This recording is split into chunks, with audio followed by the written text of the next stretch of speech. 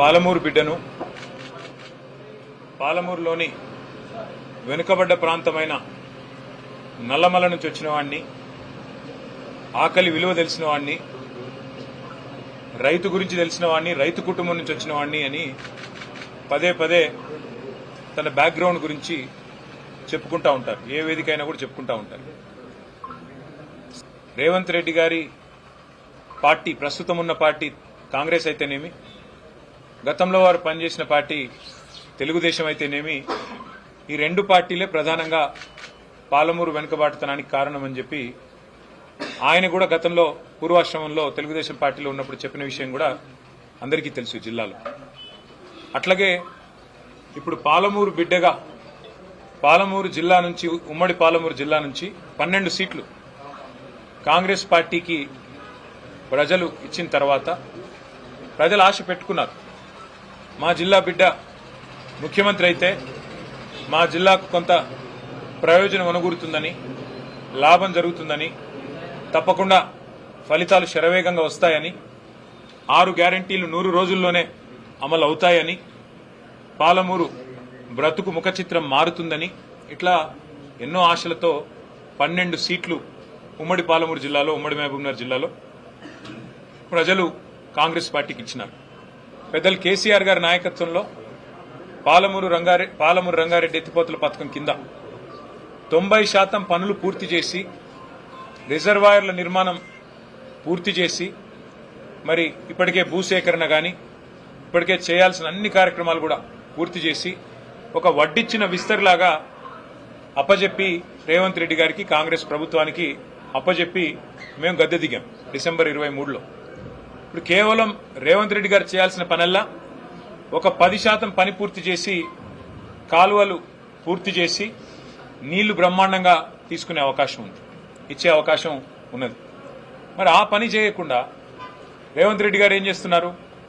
ఎక్కడ వెంటనే పూర్తి చేస్తే ఇదంతా కేసీఆర్ గారు కట్టిన కరివేనా, ఇదంతా కేసీఆర్ గారు కట్టిన వట్టెం రిజర్వాయరు, ఇది కేసీఆర్ కట్టిన ఉద్దండాపూర్ రిజర్వాయరు, ఇది కేసీఆర్ గారి ప్రభుత్వం కట్టిన నార్లాపూర్ రిజర్వాయరు అని చెప్పి, ఏదుల రిజర్వాయరు అని చెప్పి ప్రజలకు గుర్తొస్తుంది.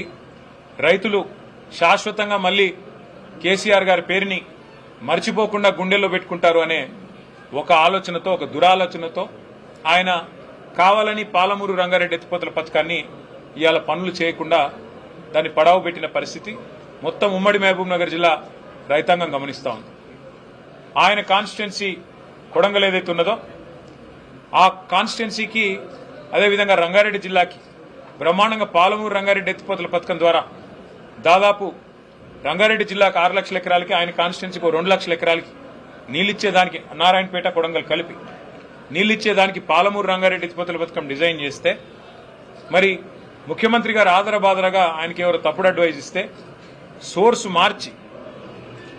మార్చి శ్రీశైలం కాకుండా జూరాల కాడ సోర్స్ మార్చుకొని కొడంగల్ నారాయణపేట లిఫ్ట్ ఇరిగేషన్ అని చెప్పి 4000 పైచిలకు కోట్ల రూపాయలతో ప్రత్యేకంగా టెండర్ పిలిచినారు. ఆదరబాదరగా డిపిఆర్ లేదు, పర్యావరణ అనుమతులు లేవు, ఏదీ లేవు. డైరెక్ట్ గా అనుమతులు లేకున్నా హడావుడిగా ఏదో మనసులో వేరే ఆలోచన పెట్టుకుని ఆగమాగం చేసి పిలిస్తే ఏం జరిగింది? మొన్న green tribunal Narayanpet Kodangal lift irrigation ప్రాజెక్టుకు మరి అనుమతులు లేవు, పర్యావరణ అనుమతులు, కాబట్టి వెంటనే స్టే ఇచ్చింది. అట్లాగే రైతులు పోరాటం చేస్తూ ఉన్నారు, పెద్ద ఎత్తున రోడ్లు ఎక్కుతా ఉన్నారు, కదం దొక్కుతా ఉన్నారు. మాకు మీరు కాంపెన్సేషన్, నష్టపరిహారం ఏదైతే చెల్లించాలో మీరు చెల్లించడం లేదు అంటూ వాళ్ళు కూడా కదం దొక్కుతా ఉన్నారు. కేసీఆర్ గారి నాయకత్వంలో 10 ఏళ్లలో అన్ని పెండింగ్ ప్రాజెక్టులను కూడా శరవేగంగా పూర్తి చేసి 8 లక్షల ఎకరాలకు నీళ్లు ఇవ్వడమే కాకుండా కేఎల్ఐ గానీ, నెట్టపాడు గానీ, భీమా గానీ, ఇంకా ఇతర ప్రాజెక్టులు గానీ అన్నింటినీ పూర్తి చేసి నీళ్లు ఇవ్వడమే కాకుండా, పాలమూరును సస్యశ్యామలం చేయడమే కాకుండా, శాశ్వతంగా మళ్లీ పాలమూరు అంటే ఒక గోదావరి జిల్లాలాగా, కోనసీమలాగా మార్చాలనే ఒక బృహత్ సంకల్పంతో రిజర్వాయర్లతో సహా 90% పనులు పాలమూరు రంగారెడ్డి ఎత్తిపోతల పథకంలో మరి పూర్తి చేసిన ఘనత కేసీఆర్ గారి ప్రభుత్వానికి. ఇవాళ 10% పూర్తి చేయకుండా 22 నెలలుగా పాలమూరును ఎండబెడుతున్నది పాలమూరు బిడ్డగా చెప్పుకునే రేవంత్ రెడ్డి గారు. ఇంకా ఆశ్చర్యం ఏమంటే, ఒక అరపైసా పని కూడా చేయకుండా అదే పాలమూరు రంగారెడ్డి ఎత్తిపోతల పథకానికి ఆయన మామగారు పిల్లనిచ్చిన మామగారు జైపాల్ రెడ్డి గారు పేరు పెట్టుకున్నారు. సరే, ఇక జైపాల్ రెడ్డి గారు జిల్లాకి ఏం చేశారు, కల్వకృతికి ఏం చేశారు, ఇక్కడ ఇరిగేషన్ వ్యవస్థకి ఏం చేశారు, ఇవన్నీ జిల్లా వాళ్ళని అడిగితే తెలుస్తుంది.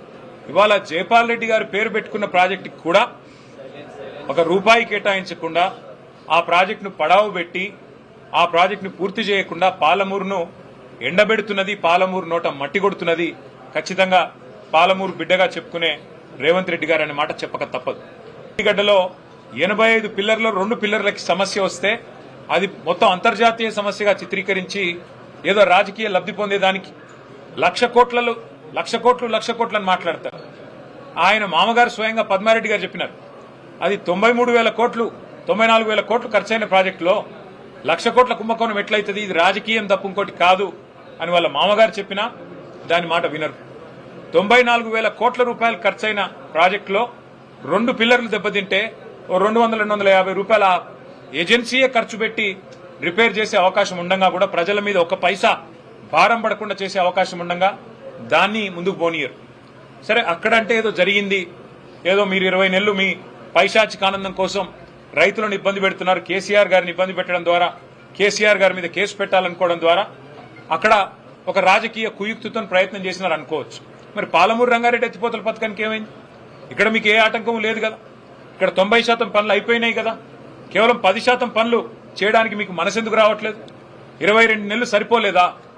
22 నెలల్లో మీరు డబ్బులు కేటాయించి పాలమూరు రంగారెడ్డి ఎత్తిపోతల పథకానికి శ్రీకారం చుట్టడానికి మీకు మనసు రావడం లేదా రేవంత్ రెడ్డి గారని మేము అడుగుతా ఉన్నాం. నాయకుల మీద కేసులు పెట్టడం, మా దేవరకద్రలో ఒక మండల పార్టీ ప్రెసిడెంట్ మీద ఒక లేని కేసు పెట్టి జైలుకు పంపించి పార్టీ మారితే కేసు తీసేస్తాం, పార్టీ మారకపోతే జైలుకు పంపుతాం అని బెదిరించడం, వ్యాపారాలు చేసుకునే చిన్న వ్యాపారాలు చేసుకునే నాయకుల మీద వాళ్ళ క్రషర్లు ముయించడం, వాళ్ళ వ్యాపారాల మీద పడి జీఎస్టీ వాళ్ళని వేధించడం, పోలీసులను పంపించి వేధించడం, ఈ రకంగా ఒక చౌకబారు రాజకీయం ఇవాళ ఈ జిల్లాలో కూడా జరుగుతూ ఉన్నది. మరి పాలమూరు బిడ్డగా చెప్పుకునే రేవంత్ రెడ్డి గారు ఇకనైనా కళ్ళు తెరిచి నిద్రలోంచి లేచి బయటికి వచ్చి మీరు వెంటనే పాలమూరు రంగారెడ్డి ఎత్తిపోతల పథకాన్ని సత్వరమే పూర్తి చేయాలి. 10% మిగిలింది, 90 పైసల పని అయిపోయింది, 10 పైసల పని ఉంది. ఇది పూర్తి చేస్తే డెఫినెట్ గా జిల్లా రైతాంగం గాని మేం గాని అభినందిస్తాము. లేని పక్షంలో తప్పకుండా మిమ్మల్ని అభిశంసిస్తాము, ప్రజల తరఫున మిమ్మల్ని ఎండగడతాము, ప్రజల తరఫున నిలదీస్తామని చెప్పి వారిని హెచ్చరిస్తూ